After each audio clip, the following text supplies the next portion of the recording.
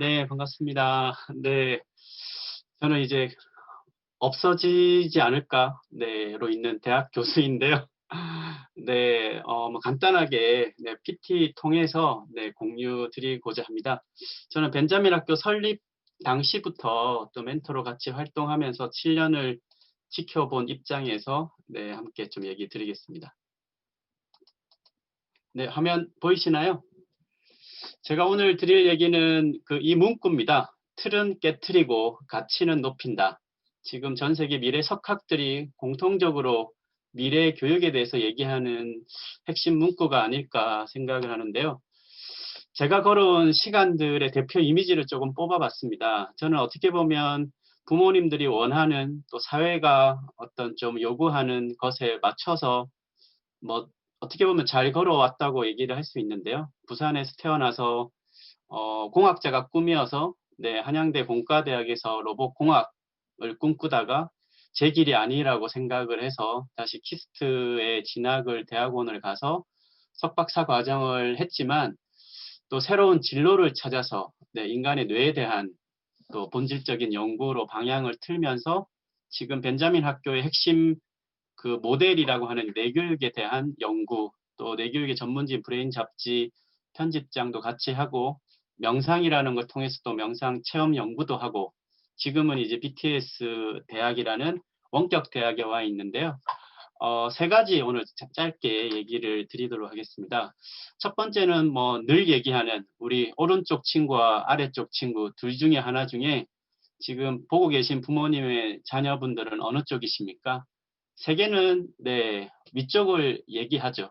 하지만 하우에 대한 답을 전 세계 어떤 나라도 시원스럽게 얘기하고 있지는 못합니다. 세상이 바뀐 걸 네, 아직도 인정을 안 해서 그렇죠. 저는 사실 대학에 있고 한국은 이 사이버 대학을 이미 21개나 보유하고 있는 원격 대학의 강국이기도 한데요. 지금 원격 대학과 일반 대학의 차이가 없어졌습니다. 그래서 교육부는 이 규제를 엄청나게 빠른 속도로 풀고 있습니다. 내년부터는 사이버 디지털 이름을 뗄 수 있게 되었습니다. 법제가. 그러니까 대학 이름을 보면 무슨 대학인지 알아보기가 이제는 어려운 규제가 이제 완전히 풀린 대학이고요.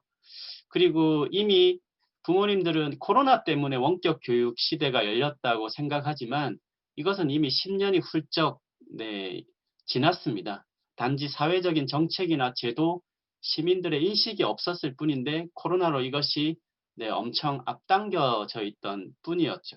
무크라고 하는 네, 이런 시스템이고요. 그래서 한국은 만약에 이런 원격 교육 시대가 안 되었다면 한국의 이 문화 강국 코리아로 만든 BTS가 대학 졸업장을 딸 수는 없었겠죠. 그만큼 한국에서 태어났다는 것을 어떻게 보면 우리는 굉장한 좀 기회로 삼아야 되는데 옆에 친구들하고 경쟁을 하려고 생각을 하고 있다는 건 한국이 지금 국제사회에서 어떤 위치를 갖고 있는지를 망각하고 있는 거. 지금은 옆에 친구들 어느 대학을 갔느냐, 뭘 했느냐 이게 중요한 게 아닙니다. 국제사회에서 한국에서 태어나서 어떤 한국인으로서 역량을 갖출 것이냐가 다큐죠. 진학률 같은 거 보면요. 뭐 흐름이 이미 나와 있죠. 대한민국은 세계 1위의 대학 진학률을 갖고 있습니다. 여전히 70%에 육박하죠. 세계 명실상부한 대학 진학률 1위인데요. 이것이 참으로 안타까운 건 취업률은 갈수록 떨어지고 있습니다. 우리들이 아는 스카이 대학 네, 취업률이 70%를 밑돕니다. 지금은 간판 달고 취업을 할 수 있는 시대는 지났죠.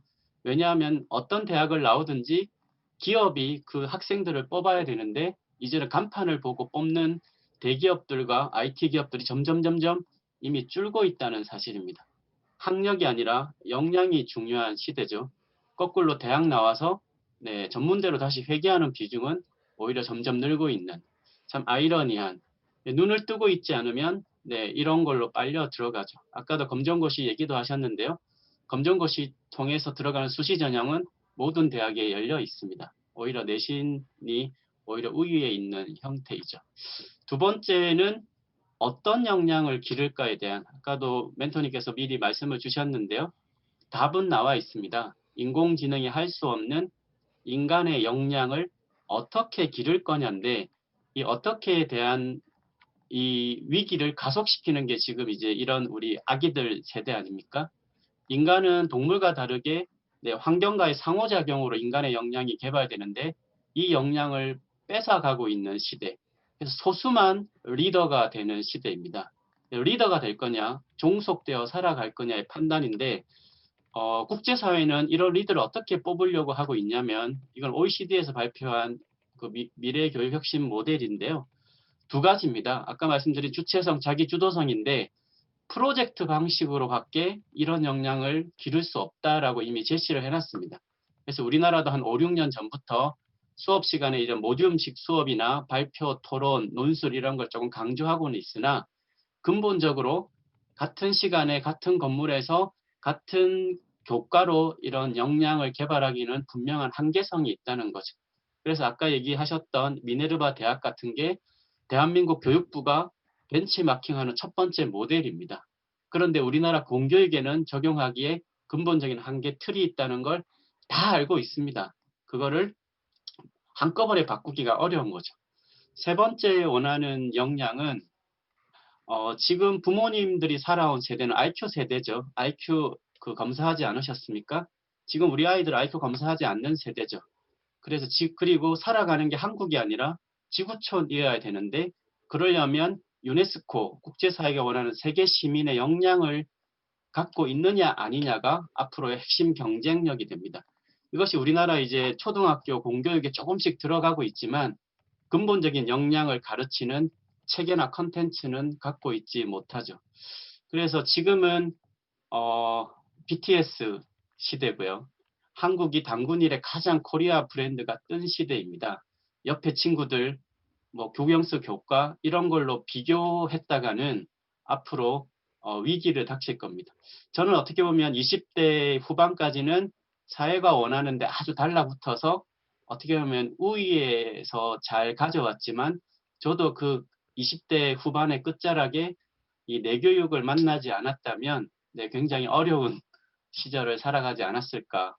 그래서 벤자민 학교가 제가 고등학교에 돌아간다면 반드시 가고 싶은 고등학교입니다. 이런 학교가 한국에서 탄생한 것 자체가 저는 굉장히 드라마틱하고 굉장히 부럽고요. 이 학교의 학생들이 세계시민 교육을 또 배우는 그런 학교임에 좀 찬사를 보내고 싶고요. 이제는 부모님들이 살았던 20세기가 아니라 한국이 지구와 인류사회에 기여할 이런 사명감, 책임을 가진 나라로 성장해야 된다는 거 꼭 말씀을 드리고 싶습니다. 오늘 핵심 주제인 틀은 깨트리고 가치는 높이는 시대, 우리 미래의 학생들을 응원합니다. 감사합니다.